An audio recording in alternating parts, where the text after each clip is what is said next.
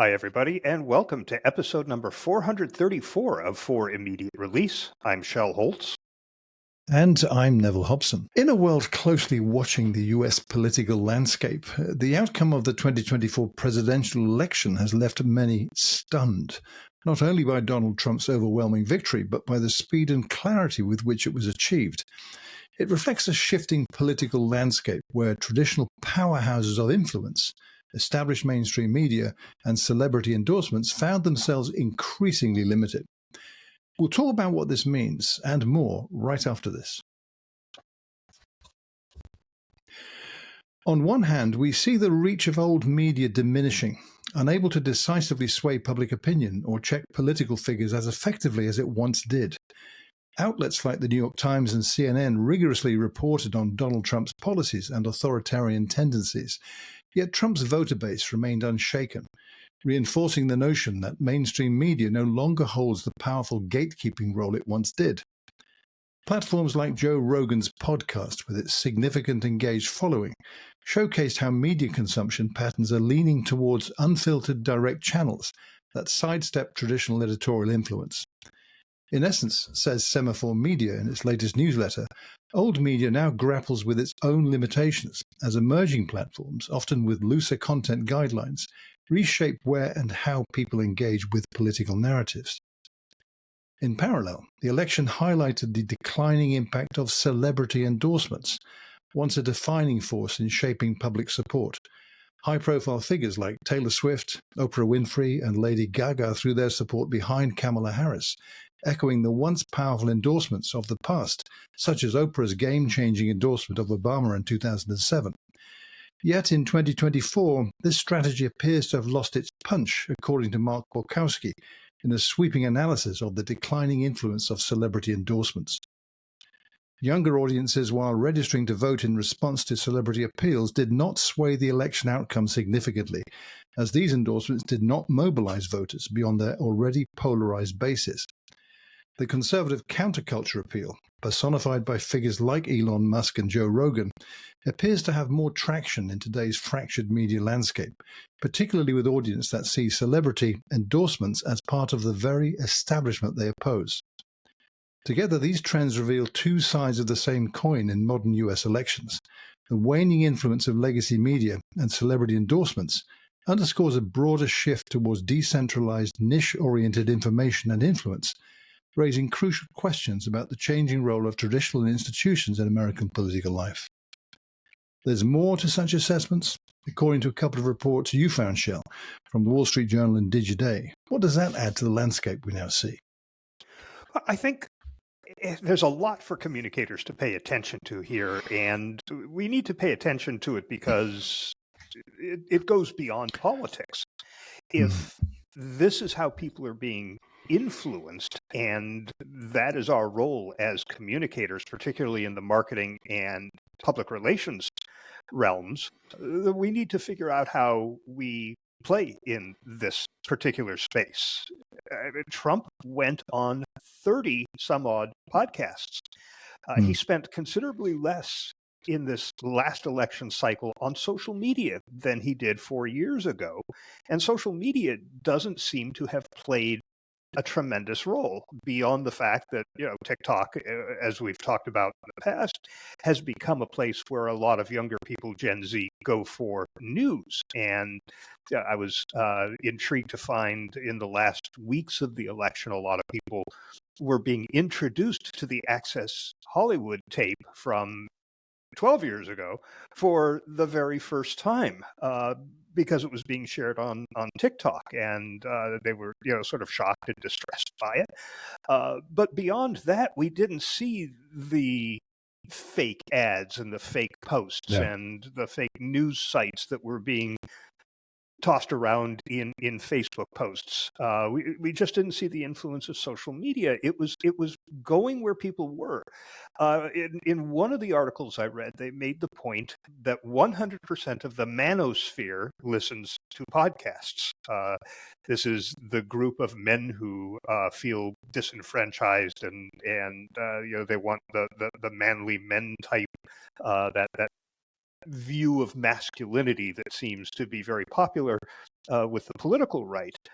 But it was very shrewd to get onto the podcasts that those people listened to, because generally they didn't vote. And if you could get them out and casting votes for the guy that they said, well, there's a man, it boosts his totals. So, I mean, how many brands out there are trying to get onto podcasts in order to influence people who are listening? And are you pitching the right podcasts? I mean, you and I get pitched daily for people who want to appear on our podcast, and 99% of those are so completely irrelevant to the things that we talk about. Obviously, it's just the Cision distribution list, and they're hitting everybody. But if you can find the podcasts that the market you're trying to reach is listening to, seems to me that that's the approach to take these days. Podcast listening has quadrupled in the last 4 years, I think I read. More people are listening to podcasts than not, and it's become an important channel for swaying people's views. I think the Trump campaign figured that out. Kamala Harris had an opportunity to appear on Joe Rogan's show and turned it down because her schedule wouldn't accommodate the 3 hours he wanted. What did she lose as a result of that? The opportunity to reach that same, 50, 60 million people between those who watch it on YouTube and those who listen to the audio. We need to be paying attention to this. We need to be understanding where people are going to formulate their opinions these days. It's not where it's been. And I venture to say that in 4 years, it may not be the same as it is right now. No, I suspect you're right. It is interesting. There's been a handful of surveys in the last month on podcast listenership in the US in particular.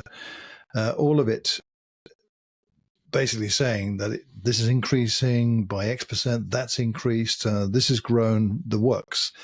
And that's kind of been the story for some time, which to my mind always stretches credulity a lot of the time. It's always growing. Well, guess what? We saw the proof of some of those metrics in this election campaign by way what you mentioned, the way in which Trump took advantage of podcasts. So there's one medium that did seem to play a role in influencing people not to vote per se, but influencing them to think about what Trump stood for, his messaging, if you like. And that was one of the things I thought that Kamala Harris and her campaign team weren't able to achieve. All those celebrities, and I mentioned a couple, there's more, George Clooney being one, Bruce Springsteen. Beyonce. Iconic names. Yeah, Beyonce, who made a pretty racy video on YouTube John that I Legend. watched. Right, and yet none of that converted into swaying people's behaviors to vote for the Democrats. So we then looked at the kind of undercurrent of shifts in the US that is literally at the grassroots level in almost every community across the country. The New York Times had a dramatic graphic, which has stuck in my mind quite a lot since, showing the outline of the US territory with these arrows, blue and red, pointing right and left. And the wave was across the country to the right. I mean, the red arrows were quite extraordinary. So with that, and them not seeming to realize it, I think that impacted the strategy they were following. There was serious missteps with that strategy. And I'm in my mind, too, is the monthly episode we did, I think it must have been August, it might have been September, where we analyzed, if you like, Kamala Harris's social media campaign trying to connect with Gen Z. And we were, pretty impressed with all the people she had there. They're all in the mid-20s who were running this campaign. And the force of action that they were doing and engaging with people was truly stupendous. Yet it didn't produce the result. They didn't win the election. So there are so many elements in all this, aren't there, Shell? I mean, we're touching on a particular avenue, if you like, of interest to us as communicators. The social media aspect, you mentioned this earlier, that all the alarm bells about disinformation, misinformation, fakery, and all that stuff just did not happen, it seemed. And that, in a sense, speaks to other issues about polling, for instance. How did they get it so wrong? I mean, all the predictions about this were wrong, basically. And so the alarm bells sound like crying wolf. And so when the real stuff hits the fan, are people going to be paying attention? But I agree with you that this is a milestone, it seems to me, in political campaigning and political communication, engagement with the voting public, that could shape how they do this from now on. But I think people generally aren't so malleable as they might have been, or as people suspected they would have been in the past. People are now questioning it. I read one piece, I think it was in The Economist, it might have been in one of the US papers, that talked about, when Taylor Swift came out saying, I back Kamala, the only reaction was, what took you so long? So the kind of acceptance of this that would erupt in, hey, fantastic, Taylor Swift on board, didn't happen at all. Why didn't you do this sooner? I saw people asking. So that seems to be what's reflected in a lot of other actions we saw happening. So you've got that, the combination of mainstream media losing its luster, if you like, its power is diminished. People are themselves driving some of the focus to niche channels, as we hear, podcast being one example. But is it deeper than that even? Is it that people are not swayed en masse as they used to be with traditional approaches to political messaging, making up their own minds from their peers even? So is that it? Well, I think a lot of people, a lot of people had their minds made up back in September. And Okay. nothing the campaigns did was going to shift those people's perspectives. That left a limited group of people who were undecided or maybe not planning to vote, who could be moved to vote one way or the other. And that's why it was so important to try to reach those people, to identify them and reach them. There's a lot that went on that influenced the outcome of this campaign. There's the fact that Harris only had about 100 some odd days to mount a campaign, where Trump had been running one for 4 years. You talk to anybody in presidential politics and they'll tell you that's woefully inadequate for mounting a presidential campaign. So there's a lot of finger pointing at Biden for not getting out earlier and giving her the time, or having an open primary. There's also the fact that on The View, I read somebody say this was the defining moment that killed her campaign, is when they asked her what she would have done different than Biden did, and she said nothing. So that probably hurt. But, you have to look at the fact that Elon Musk bought Twitter, turned it into X, and made it primarily a platform for promoting the Trump candidacy. He pumped, $200 million into Trump's campaign. So this is a factor that we have to think about, who's pouring money into these types of things. You also have, there was controversy when Jeff Bezos spiked the Washington Post editorial board's plans for an endorsement and said no. There was less outrage when the publisher of the Los Angeles Times did the same thing. He's also a billionaire, but not well known as Jeff Bezos is.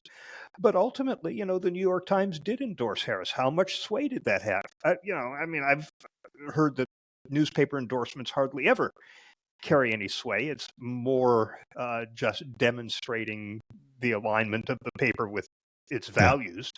But was it really a big deal that the Washington Post decided that we're done doing presidential endorsements? Well, not if people aren't paying attention to the mainstream media. I'm not going to say they're not paying any attention. What people talk about in social networks and what influencers talk about, what they talk about on podcasts, largely comes from mainstream media reporting, but it's not the main body of the politic, the people who are listening to what the mainstream media is reporting. It's the podcasters, it's the influencers. Then they're going out there and putting their own spin on it, and sharing their own thoughts and opinions. So it seems to me that's who we need to reach for any of the external communication that we're doing these days. And you mentioned polling, and how could it be so off? And it's the same thing. We're polling the same way we were, in the 20th century. We're calling landlines. People aren't picking them up. Mhm. We're not reaching people on their mobiles. So you're getting a very skewed view from the people who do answer their phone and Yeah. participate in the poll.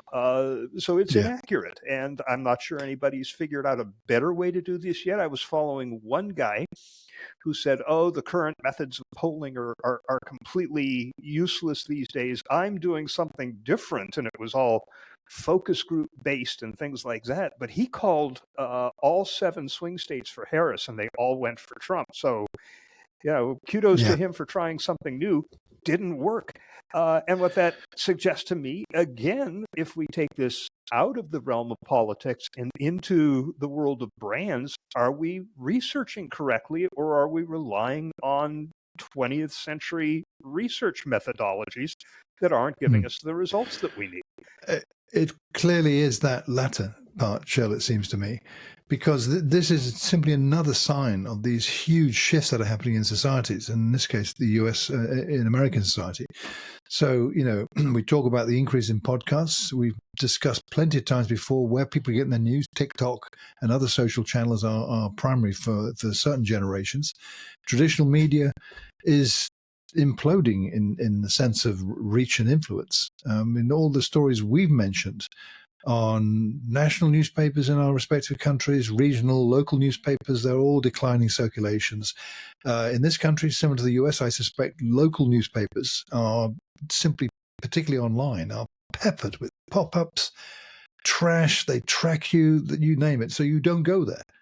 And no wonder they're declining. So they had to put more ads in. And all that is putting people off. They're looking for alternatives, and they're looking for more trusted sources. So it's a more niche methodology at play here. So how do you therefore track them? And that's probably the right word, track them, to get their voting intention. Well, you're not going to be able to do it with confidence, because Yeah. people will actually lie to you and tell you one Yeah. thing and do another. Yeah. You know, In fact, one of the interesting dimensions of all of this, and I was hearing this throughout the campaign, is that Harris had a very effective ground game. They had tons of volunteers knocking on doors. Trump didn't make any effort to do that. He outsourced all of that to political action committees, and yet he won. So yeah. how important is the ground game anymore? Which leads you to the again, if we're going to shift this over into our thinking about communicating on behalf of our products, our services, our companies, are the local experiences still as valuable as they used to be? And one other point Well, I wanted to make before we sort of wrap this up, there were huge expectations about the role artificial intelligence was yeah. going to play in this election. You mentioned disinformation and deep fakes earlier, and it turned out that they had very, very little impact on all of this, but that doesn't mean that AI wasn't used. The Digiday article, which Yeah. will be linked in the show notes, makes the point that the campaigns did use LLMs and machine learning for content creation, audience analysis, voter targeting, and ad buying. So, I mean, AI had an impact, just not the one that people were expecting. No, you're absolutely right.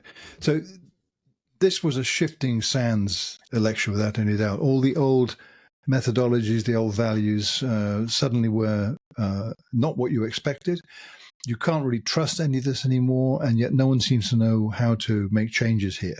So I think it's a time. This is a milestone, it seems to me. It's a big scale thing, American presidential election. It will have repercussions, and it is starting already on a global level, as attention is still on Trump as to what he's going to do before he gets to office, it gets inaugurated. So it makes me think in a small parallel to the general election in the UK in July, where the Conservative Party were almost extinction level annihilation. They were wiped out totally. And polling afterwards, so think about what people were predicting prior, which policies would they go for, which MPs and what they stand for would they vote for. It turns out, and this makes total sense because this was how I felt, that they didn't get the votes because people thought they were just simply damned incompetent. all the scandals, the financial things. I mean, the post office scandal we had in an episode here, the Horizon post office thing with the software. We've had the tainted blood scandal. It's even worse, Shell. It goes back 4 decades, people dying through tainted blood. And that was managed terribly. And the Conservatives were 14 years in power, so they took all the hits for everything every government's done. They were in the frame for it, and they lost big time. People didn't vote for them. So that must have been partly to play in American elections too. And I think many of the folks, to this other point we've been discussing, had made up their mind months ago, not September, prior to that even. So everything since then, they just went out and voted for Trump no matter what. So it's, political science will look at this for months, and we'll get more knowledge in the coming months. This is what we know right now. So this discussion is a little snapshot, really, of what we think happened. But if there's one thing that you can take away right now, start looking at the podcast space as a channel for getting your message out. Not your own podcast necessarily, but getting your people onto podcasts, getting your products on. It's the new TV. It's the new newspaper. You've got to get out there. To your point about we get approaches all the time and 99% of them are completely irrelevant. If you got a relevant story you would like to pitch to us, do, but make it relevant to this podcast and its audience. Please. And that will be a 30 for this episode of For Immediate Release.